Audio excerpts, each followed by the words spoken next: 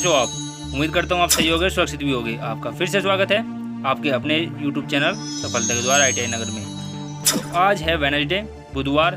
General science का हम lecture लेने वाले हैं। तो जनरल साइंस में टॉपिक कौन सा होगा आज, वो मैं आपको बता देता हूँ। तो वेडनेसडे लेक्चर में महा चैलेंज क्विज चला हुआ है हमारे चैनल पर।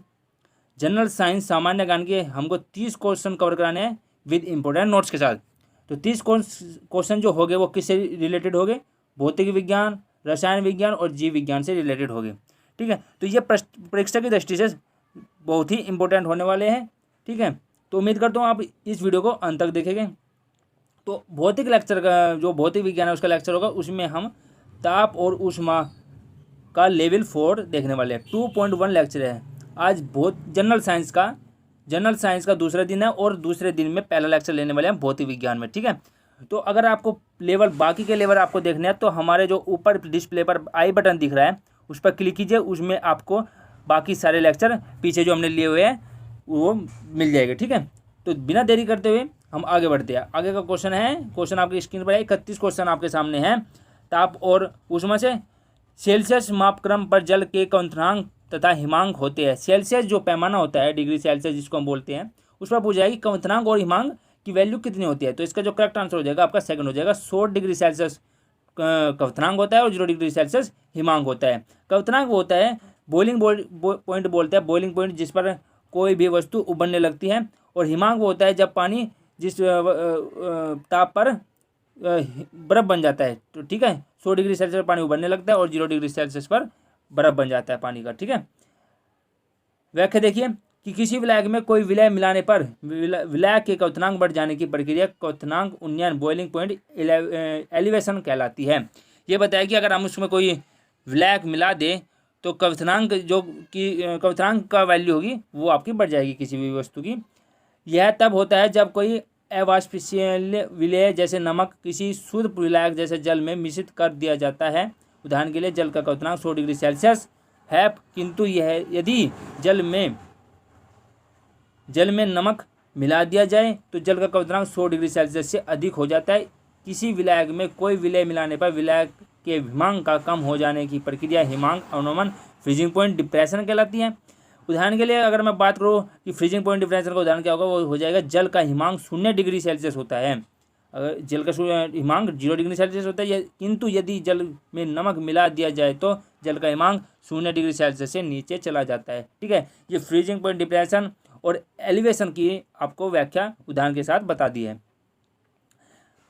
नेक्स्ट क्वेश्चन देखिए, 32वां क्वेश्चन क्या कहता है कि ताप के सेल्सियस पैमाने पर परम शून्य ताप पूछा है कि सेल्सियस पैमाने पर परम शून्य ताप की वैल्यू क्या होगी। इसकी वैल्यू हो जाएगी -273 डिग्री सेल्सियस। अगर मैं आपको केल्विन पैमाने पर और फ़ारेनहाइट पैमाने पर, यूरूमर के पैमाने पर पूछूं कि परम शून्य ताप की वैल्यू क्या होगी, तो वो आप कैसे निकालोगे? हमें पता लग गया डिग्री सेल्सियस पर कितनी होती है, -273 डिग्री सेल्सियस हुआ है। बाकी की कैसे निकालेंगे? इस फॉर्मूले से निकालेंगे। C/5 बराबर F-32/9 बराबर K माइनस 273/5 बराबर हो जाएगा R/4 के। ठीक है, ये इसका पूरा फॉर्मूला मिल जाता है। लंबा फॉर्मूला है, डिस्प्ले पे नहीं आ रहा है तो इसलिए मैं आपको शॉर्ट करके बता दिया, आप पूरा लिख लीजिएगा। ठीक है, तो आगे बढ़ते हैं, आगे का क्वेश्चन देखते हैं।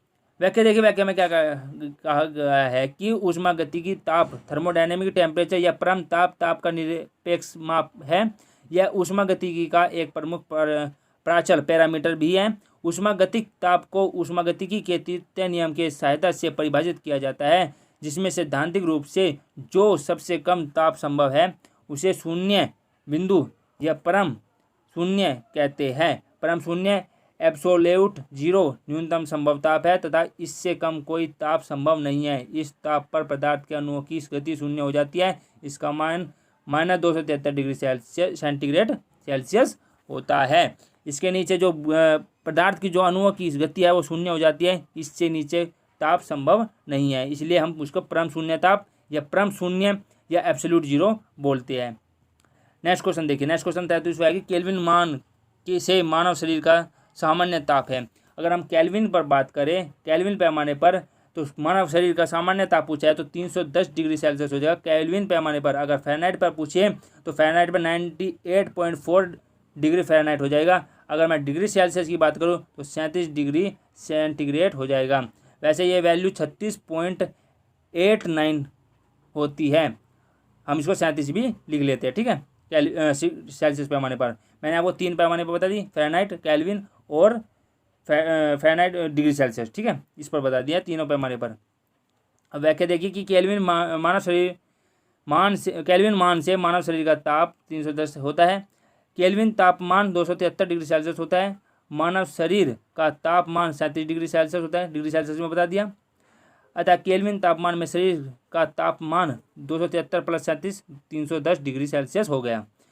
बता दें कि केल्विन तापमान की मापन इकाई है, यह 7 मूल इकाइयों में से एक है। केल्विन पैमाना ऊष्मागतिकी तापमान पैमाना है जहां परिशुद्ध शून्य पूर्ण ऊर्जा की सैद्धांतिक अनुपस्थिति है, जिसे शून्य केल्विन भी हम कह सकते हैं।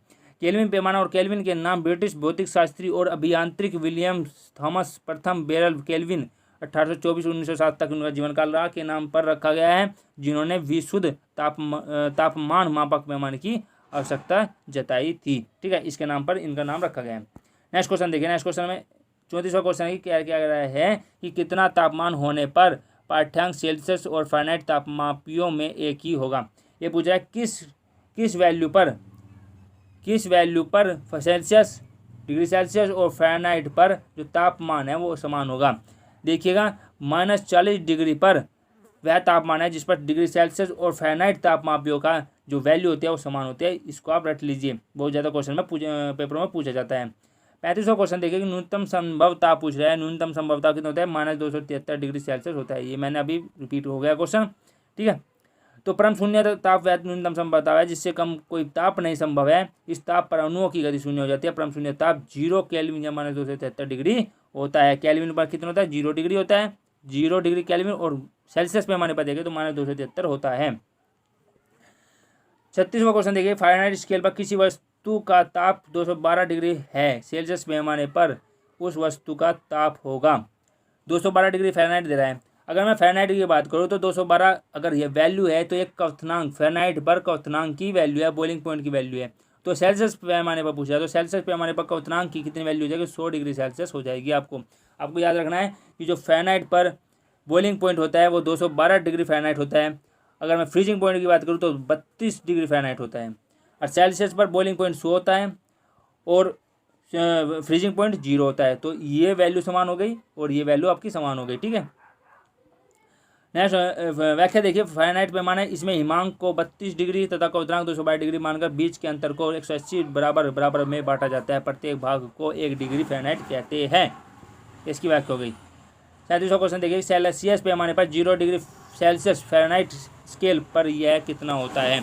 0 डिग्री सेल्सियस पूछ रहा है। मैंने अभी बताया कि सेल्सियस पैमाने पर जो 0 डिग्री का मान है वो हिमांक का है, फ्रीजिंग पॉइंट का। तो फ़ारेनहाइट स्केल पर फ्रीजिंग पॉइंट का कितना मान होता है? 32 डिग्री होता है। इसका आंसर 32 डिग्री हो जाएगा। तो व्याख्या में देखिए, सेल्सियस तापमान मापने का एक पैमाना है, इसे सेंटीग्रेड पैमाना भी कहते हैं। इस पैमाने के अनुसार पानी सामान्य दाब पर 0 डिग्री सेल्सियस पर जमता है और 100 डिग्री सेल्सियस पर उबलता है। सेल्सियस को फ़ारेनहाइट में बदलने के लिए 1.8 से गुणित कर 32 धन जोड़ दिया जाता है। 32 डिग्री जोड़ दिया जाता है। सेल्सियस को केल्विन में बदलने के लिए 273 धन करना होता है, ठीक है। ये इसकी व्याख्या हो गई, ये आपको याद करना है। 38वां क्वेश्चन देखिए, मानव शरीर का तापमान 98.4 डिग्री फ़ारेनहाइट है तो इसका बराबर डिग्री सेल्सियस तापक्रम बताना है। डिग्री सेल्सियस पैमाने पर कितना होगा? ये हो जाएगा आपका 36.89 डिग्री सेल्सियस हो जाएगा। और फ़ारेनहाइट पर 98.4 डिग्री फ़ारेनहाइट। और अगर मैं केल्विन पर बात करूँ तो 310 हो जाएगा। 39वां क्वेश्चन देखिए, 39वां कह रहा है कि फ़ारेनहाइट तापक्रम पर सामान्य वायुमंडलीय दाब पर उबलते पानी का ताप होता है। फ़ारेनहाइट पूछ रहा है, सीधे पूछ रहा है कि ये बॉइलिंग पॉइंट फ़ारेनहाइट का क्या होगा? फ़ारेनहाइट का जो बॉइलिंग पॉइंट होगा वो आपका 212 डिग्री फ़ारेनहाइट हो जाएगा और फ्रीजिंग पॉइंट 32 डिग्री हो जाएगा, ठीक है। तो फ़ारेनहाइट पैमाना, इसमें हिमांक को 32 डिग्री तथा क्वथनांक को 212 डिग्री मानकर के बीच के अंतर को 180 बराबर में बांटा जाता है। प्रत्येक भाग को 1 डिग्री फ़ारेनहाइट कहते हैं। 40वां क्वेश्चन, लास्ट क्वेश्चन देखिए इस वीडियो का कि दिल्ली में जल का क्वथनांक 100 डिग्री सेल्सियस है तो मसूरी में जल का तापमान क्या होता है। मैं आपको बता दूं कि ऊंचाई के साथ, हाइट के साथ अगर हम बढ़ते हैं तो हमारा क्वथनांक कम हो जाता है। ठीक है, तो हाइट के साथ हमारा क्वथनांक 100 से कम हो जाएगा, इसका करेक्ट आंसर हो जाएगा। तो अगर 100 डिग्री सेल्सियस है तो हम ऊंचाई पर जाएगा, मशीन में जाएगा तो हमारा 100 से कम हो जाएगा क्वथनांक, बॉइलिंग पॉइंट। ठीक है, तो इस वीडियो को यहीं पर समाप्त करते हैं।